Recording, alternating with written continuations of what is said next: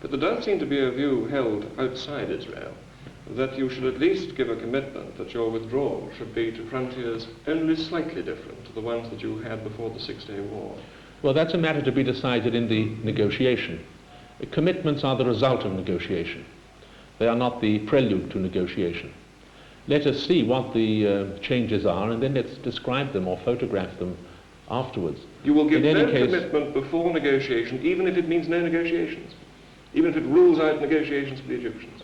Well, we're supposed to be having negotiations, but I've never heard of such a thing in my life, in which, in order to have negotiations, you give the result first.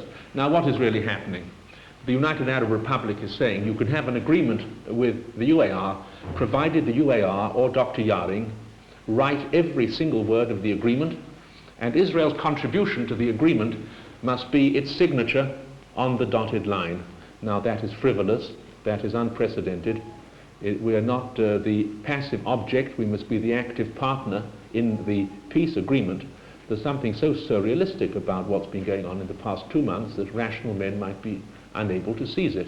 Here you have what is called a negotiation, in which the parties never meet, in which one party refuses to accept written communications from the other, and then you end up with a proposal that Israel's role in this negotiation is to sign blindly, without comment or modification, documents presented by others. Our future is at stake.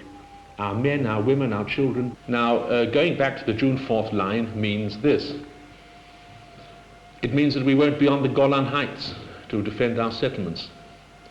It means the monstrous sacrilege of Jerusalem being divided again.